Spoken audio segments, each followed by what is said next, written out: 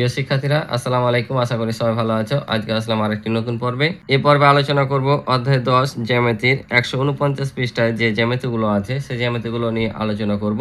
তো অবশ্যই তোমরা ক্লাসটি শেষ পর্যন্ত মনোযোগ সহকারে দেখবে। আমি আশা করি যে তোমরা এখান থেকে ইনশাআল্লাহ সহজে শিখে যাবা। তো চলো আমরা দেখি অঙ্কগুলো কি বলছে। এখানে বলছে যে পরিমাপ না করে ক, খ, গ, ঘ এবং ও কোণগুলোর মান নির্ণয় করি। পরিমাপ না করে আমরা এতদিন শিখলাম পূর্বের পৃষ্ঠাগুলো থেকে যে চাঁদা দিয়ে পরিমাপ করা এবং আঁকা। আজকে বলছে এই পরিমাপ না করে, অর্থাৎ এই চাঁদা দিয়ে পরিমাপ না করে আমরা কিভাবে কোণগুলো নির্ণয় করতে পারি। তো এখানে কোণ নির্ণয় করা চাঁদা ছাড়াও সহজ। তার পূর্বে আমি যে বিষয়গুলো বলবো সেগুলো মনোযোগ সহকারে তোমরা শুনে তোমরা এগুলো অবশ্যই মনে রাখবা।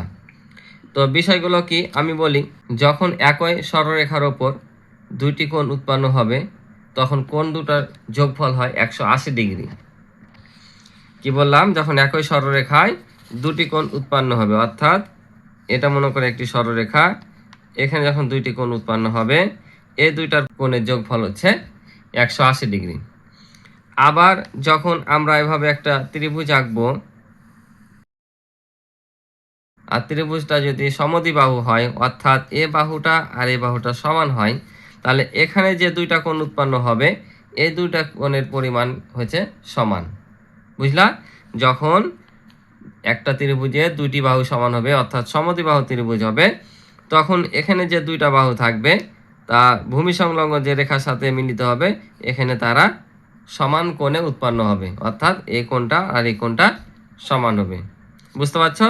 তাহলে একই সরলরেখার ওপর উৎপন্ন কোণের পরিমাণ হচ্ছে দুটা কোণের যোগফল হচ্ছে 180 ডিগ্রি। অর্থাৎ মনে করো যে এটা যদি তোমার 60 ডিগ্রি থাকে, এটা তাহলে হবে তোমার কত ডিগ্রি? বাকিটি অর্থাৎ 120 ডিগ্রি। ঠিক আছে, 120 ডিগ্রি হবে। অনুরূপভাবে এই কোণটা যদি 50 ডিগ্রি হয় তাহলে এই কোণটাও 50 ডিগ্রি হবে, কারণ বললাম যে দুটা বাহু সমান হলে দুটা কোণ সমান, আর একই সরলরেখার উৎপন্ন কোণ দুটি কোণের পরিমাণ হচ্ছে 180 ডিগ্রি। তাহলে একটা 60 হলে অপরটা কি 120 হবে। তো অনুরূপভাবে দেখো এখানেও আমাদের মান বের করতে বলা হয়েছে। এখানে একটা দেওয়া আছে 60 ডিগ্রি কোণ, এখন তিনটি কোণই ফাঁকা দেওয়া আছে এখানে। তো আমাদের এগুলো বের করতে বলেনি, এটা বের করতে বলেছে। তাহলে আমি যদি এটাকে একটা সরলরেখা বিবেচনা করি, এটাকে যদি একটা সরলরেখা বিবেচনা করি, তাহলে এটার মান দেওয়া আছে 60 ডিগ্রি। তাহলে এটা কত হবে? আমি কিন্তু ওখানেই বুঝাইলাম। তাহলে 180 থেকে যদি আমরা 60 বাদ দিয়ে দিই, কারণ এই সরলরেখাটার মান কত ডিগ্রি? এই সরলরেখাটার মান হচ্ছে তোমার 180 ডিগ্রি। তাহলে 180 থেকে যদি আমরা 60 বাদ দিই তাহলে 120 ডিগ্রি, অর্থাৎ এটার মান কত ডিগ্রি? 120 ডিগ্রি, কারণ 120-এর সাথে যদি আবার 60 যোগ করি 180 হয়। বুঝতে পারছো? এভাবে কিন্তু কোণ পরিমাপ না করে বের করা যাবে। তোমাদের যদি এটাও বের করতে বলতো কত হতো জানো? এই বাহুটা আর এই বাহুটা কিন্তু সমান, তাহলে এটা যেহেতু 60 ডিগ্রি তাহলে এই কোণটাও সমান, তাহলে এটাও 60 ডিগ্রি হতো, এটাও 120 ডিগ্রি হতো। বুঝতে পারছো? আশা করি বুঝছো। এবার আমরা আসি খ নাম্বারে। এখানে কি কোণ হবে, কত ডিগ্রি হবে, তাই না? তো এটা একেবারে ইজি। আমি প্রথম থেকে বলে আসছি যে যে কোনো কোণ যদি এভাবে দেওয়া থাকে চারকোণাভাবে, তাহলে ওটা হচ্ছে সমকোণ। আর সমকোণ মানে কি? 90 ডিগ্রি। কারণ 90 ডিগ্রি বরাবর যে কোণটা উৎপন্ন হয় সেটা হচ্ছে এক সমকোণ। বুঝছো? তো দেখো এটার সাথে এই কোণ বলেছে। আর আরেকটা বোঝার উপায় আছে এই চারকোণা ছাড়াও। কিভাবে? সেটা হচ্ছে যদি একটি সরলরেখার ওপর একটি রেখা লম্বভাবে ছেদ করে তাহলে সেটাকে বলে ওই রেখার ওপর লম্ব। অর্থাৎ এখানে যদি এটা একটা সরলরেখা হয় ক খ, মনে করো যে একটি সরলরেখা, ঠিক আছে? এখন এই ক খ এর ওপর এখানে গ আর ঘ একটা সরলরেখা মিলিত হলো, ঠিক আছে? ক খ রেখার ওপর, সরলরেখার ওপর গ আর ঘ একটি রেখা ঘ বিন্দু মিলিত হলো, ফলে এখানে একটা সমকোণ তৈরি হলো। আর এই ক খ রেখার ওপর এই গ ঘটা হচ্ছে লম্ব। যখন কেউ লম্ব খাড়াখাড়ি 190 ডিগ্রি কোণ উৎপন্ন করে তখন সেটাকে বলে লম্ব। তোমরা কিন্তু পরের পৃষ্ঠাতে লম্ব রেখাটা পাবা। আর একটা লম্ব রেখা সবসময় কি উৎপন্ন করে? সমকোণে, অর্থাৎ সমকোণের চিহ্ন কিন্তু এভাবে দেওয়া হয়, আর যে কোনো কোণের পরিমাণ কিন্তু এভাবে বাঁকা করে দেওয়া হয়, ঠিক আছে।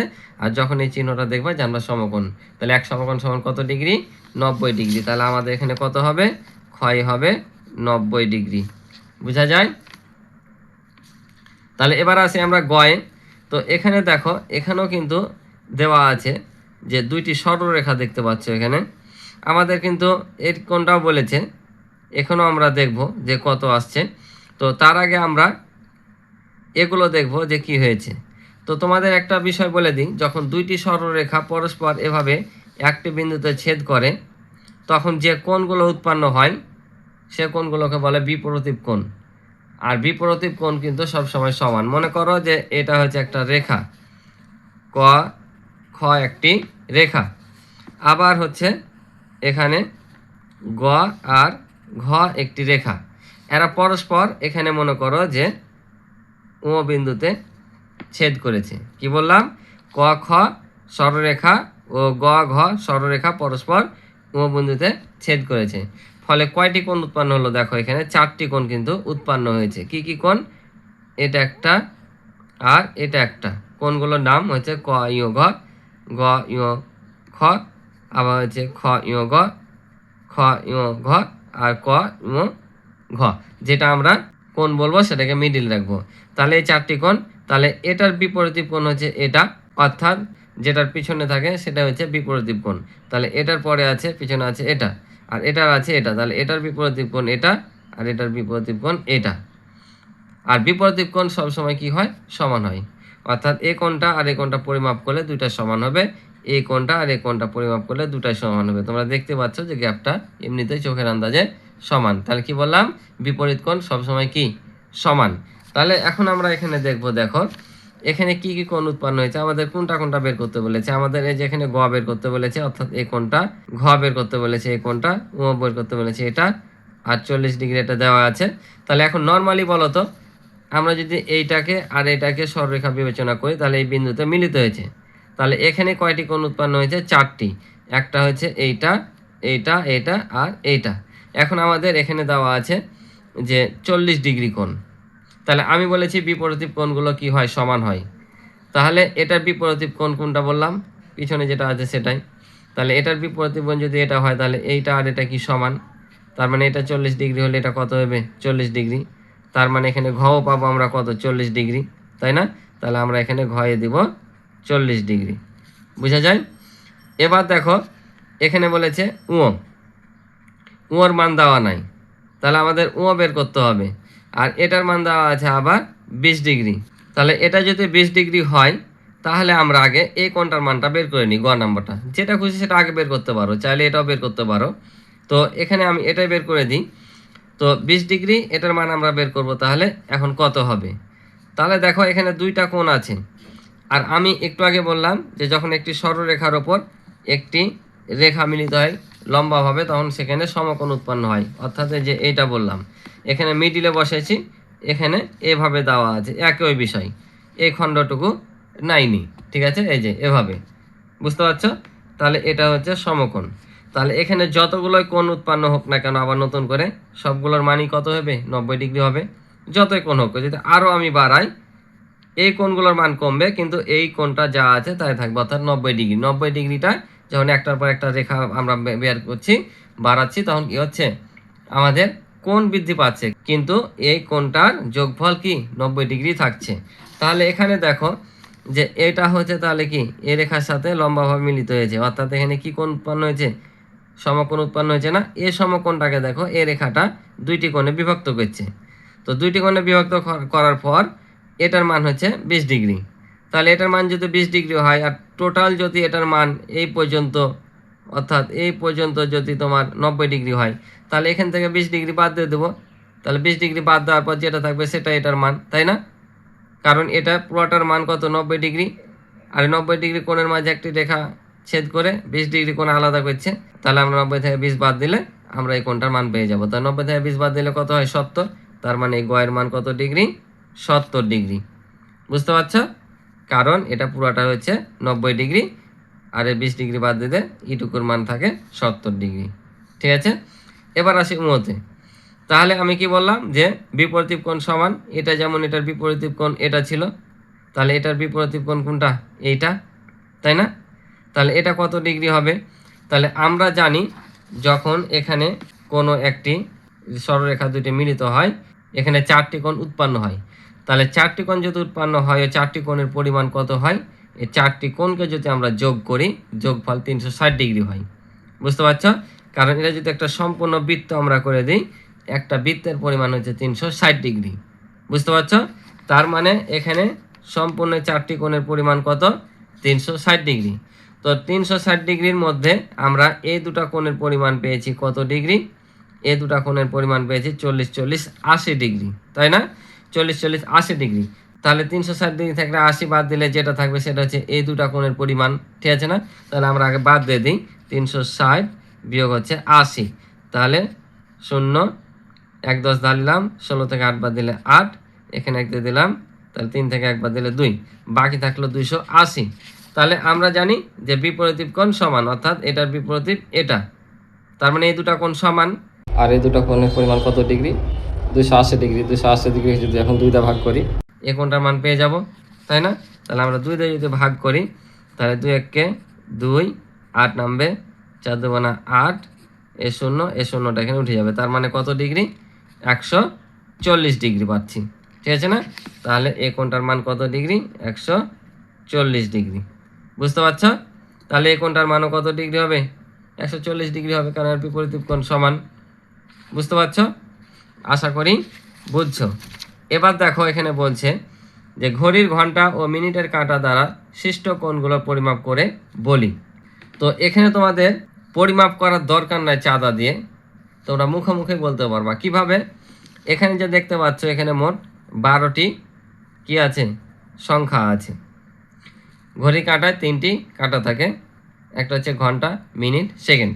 তো এখানে মিনিট আর ঘন্টার কাঁটা দেওয়া আছে। এখন বলছে কি কোণ উৎপন্ন করছে। তো আমাদের আগে জানতে হবে যে এই ঘড়িটা কি বৃত্তাকৃতি, অর্থাৎ বৃত্ত। আর একটু আগে আমি বললাম যে বৃত্তের কোণের পরিমাণ হয় 360 ডিগ্রি, অর্থাৎ বৃত্তের কেন্দ্র কোনটা? এখন এই ঘড়ির কাঁটার এইটা হচ্ছে কেন্দ্র। এই কেন্দ্রে উৎপন্ন কোণের পরিমাণ হচ্ছে তোমার 360 ডিগ্রি। তার মানে টোটাল বৃত্তটা ঘড়িটার ডিগ্রি কত? 360। এখন এখানে যে 1 2 3 4 5 কত হতে 12 এসছে, এই 1 থেকে 2, 2 থেকে 3, 3 থেকে 4 যতবার আসবে 30 ডিগ্রি করে বৃদ্ধি পাবে। কত ডিগ্রি বললাম? 30 ডিগ্রি। কেন? টোটালটা যদি তোমার 360 ডিগ্রি হয়, তাহলে এখানে কতটি সংখ্যা আছে? 12 পর্যন্ত আছে না? 1 থেকে 12 পর্যন্ত। তাহলে আমরা যদি 12 দিয়ে এটাকে ভাগ করি, তাহলে হয় 3 12 36। তাহলে 36 থেকে 36 বাদ দিলে 0, এ 0টা নামবে, এ 0 এখানে চলে আসবে। তাহলে দেখো কত পেলাম? 12তে যদি তোমার 360 ডিগ্রি হয়, তাহলে 1-এ কত হবে? কম না? তাহলে আমরা 12 দিয়ে এটাকে ভাগ করলে কত মান পাবো? 1-এর মান পাবো, অর্থাৎ একটি সংখ্যার মান পাবো। কারণ এই টোটালটা হচ্ছে 360 ডিগ্রি, আর এখানে 12 আছে, মানে 12 ঘন্টার হচ্ছে ডিগ্রি হচ্ছে কত? 360। তাহলে 1 ঘন্টার কত হবে? ভাগ করে দেবো, তাহলে 1 ঘন্টার কত পেলাম? 30। তার মানে আমরা বুঝতে পারছি 1 থেকে 12 পর্যন্ত এলে 30, আবার 2 থেকে 3 পর্যন্ত আসলে 30 বৃদ্ধি পাবে, দেওয়া হবে কত? 60।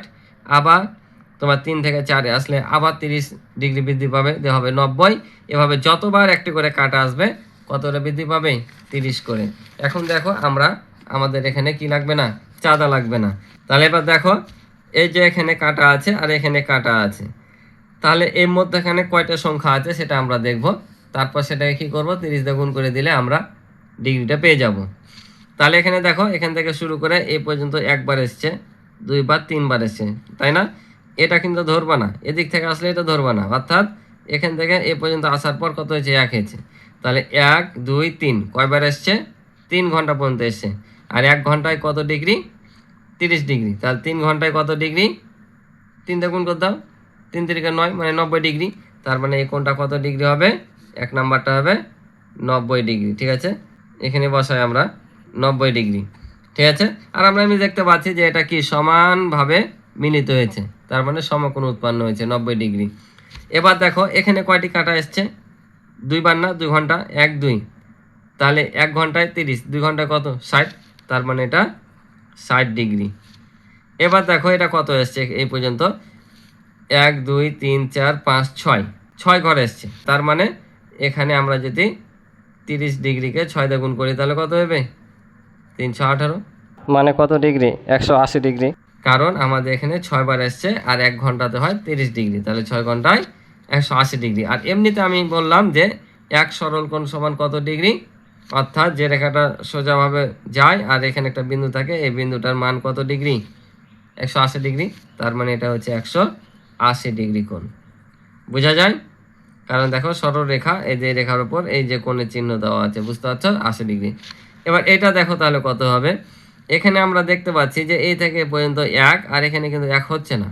কত হচ্ছে? 4 আর 5-এর মধ্যেখানে আছে, তার মানে অবশ্যই অর্ধেক। এই দুটার অর্ধেক আসছে, তার মানে কয়টা বাজছে এখানে? আমরা যদি বলি এখানে 4.5টা বাজছে, 4.5টা।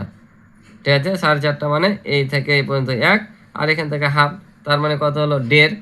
তাহলে এই থেকে এই পর্যন্ত কত? 30, আর এখানে 30-এর অর্ধেক 15, তাহলে 30 আর 15-তে কত হয়?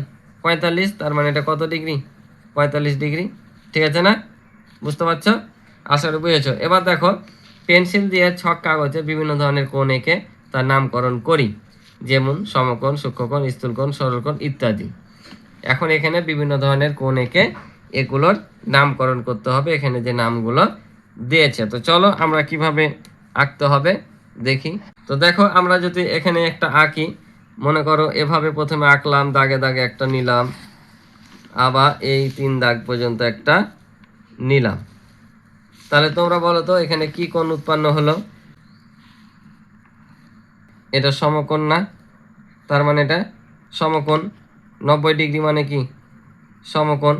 এবার আমরা একটা আঁকি 90 ডিগ্রি চাইতে ছোট কোণগুলো। ঠিক আছে, তাহলে আবারও আমরা যদি এখানে 3 ঘর করে আঁকি,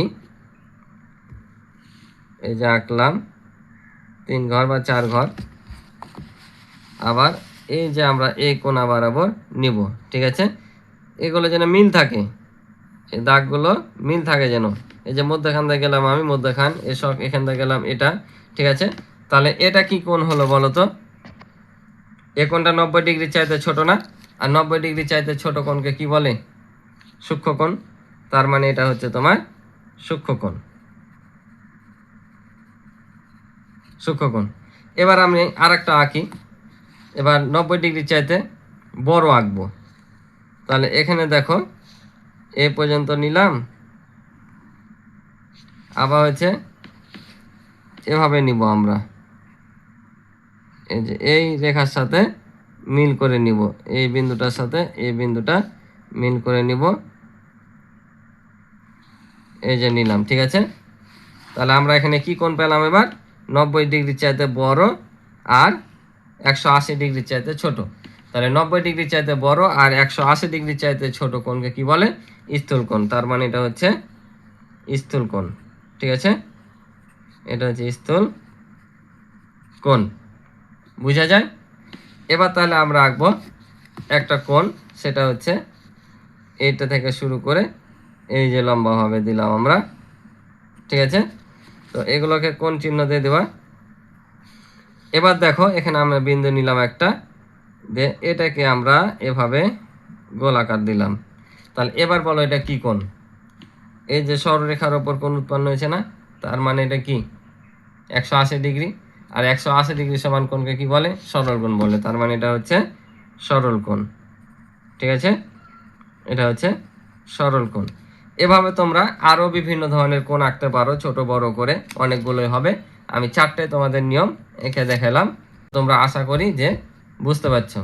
তো আজকে এ পর্যন্ত ছিল এই পৃষ্ঠার অঙ্ক। আশা করি যে তোমরা অঙ্কগুলো বুঝতে পেরেছ। তো এখান থেকে কিছু উপকৃত হয়ে থাকলে অবশ্যই আমার চ্যানেলটি সাবস্ক্রাইব করে আমার পাশে থাকবে, এবং ভিডিও ভালো লাগলে একটি লাইক এবং কমেন্ট করে তোমাদের মতামতগুলো জানাবে। আর ইতিপূর্বে যারা চ্যানেলটি সাবস্ক্রাইব করে রেখেছো তাদেরকে অসংখ্য ধন্যবাদ। তো দেখা হবে পরবর্তী কোনো নতুন পর্বে। আল্লাহ হাফিজ।